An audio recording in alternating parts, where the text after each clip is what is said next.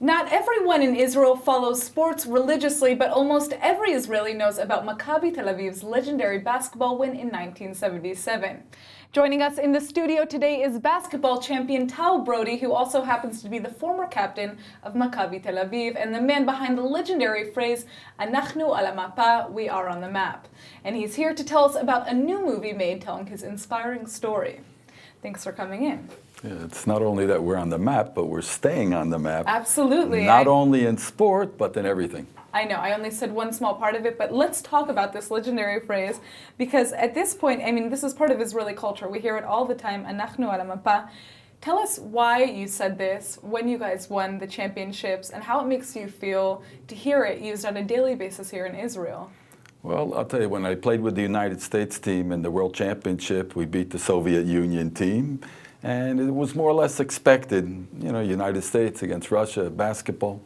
But with the Israeli team, nobody expected Maccabi Tel Aviv of Israel going up against the Soviet Union, which decided to play us for the first time instead of dropping out of the European Championship.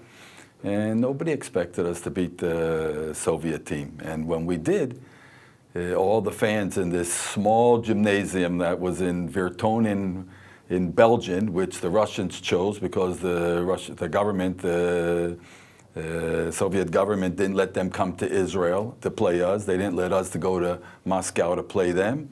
And they thought nobody will take notice of this game in Virton, Belgium. And in a small gymnasium of 500, there was about 498 people from Israel and from our fans from Europe that came. And there were probably about 2 KGB agents cheering for the Russian team. And we, of course, won the game. Nobody expected. 91-79. Wow. All the fans just went onto the floor singing and dancing and picking up all our players and picking us up. And when I was going off the floor, that's when the announcer, Alex Giladi, grabbed me and he says, "Tal, how do you feel of this game?" And out of all that excitement, it came out that we are on the map. We're staying on the map, not only in sport, but in everything. And up to today, that's the story of Israel. We are on the map and we're staying on there.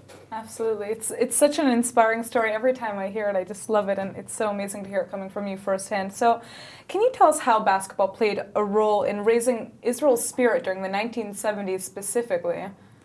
Well, basically, all that period of time was put into this movie documentary by Danny Menken, the Israeli producer that produced it in English, and then Nancy Spielberg, the sister of Steven Spielberg, came on with her production company with Roberta Grossman, and they put on this to an English version. And you hear David Stern, the former commissioner of the NBA. You hear Billy Walton, who we played together on the United States team in the World Championship in 1970 in Yugoslavia at that time. You hear Natan Sharansky in English telling his story about how 9 years he went to jail in Russia as a refusenik. He wanted to come to Israel, and they didn't let him, and how proud he was, and how this kept him going during the period in jail, that he was able to say to the guards that, you know, that Israel, we beat the Soviet Union in basketball, and his feeling that we were on the map kept him alive, and with that inspiration that he can go to Israel one day. And then it just goes on, and it just it happened at such a critical period of time in Israel's history. It's a period of time after we lost 11 athletes in the 72 Olympics in Munich. It's after when all of Israel were in the synagogues for Yom Kippur, and we were attacked by all the Arabic armies around us. And the result of that, we had over 6,000 casualties, injured and dead. And the country was more or less in mourning, and all of a sudden comes this basketball team and beating the Soviet Union and then going on to win the European Championship. It just picked up the morale in that country, and it led to so many things.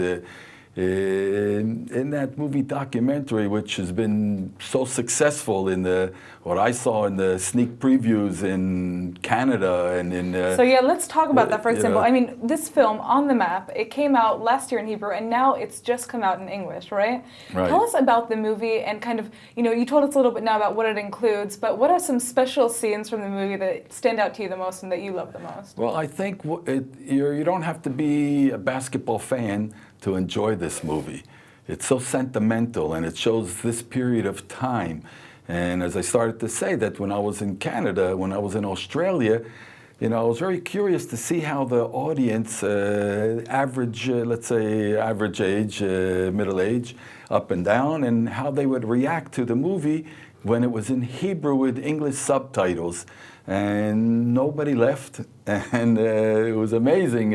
Even when I got up to speak, I said, you know what, I'd like to take a couple minutes for a bathroom break, everybody was just glued to everything, and they were so interested in seeing, and they enjoyed it because it showed the periods of time from Entebbe. It showed Sadat, President Sadat, making the first peace agreement, coming to Israel.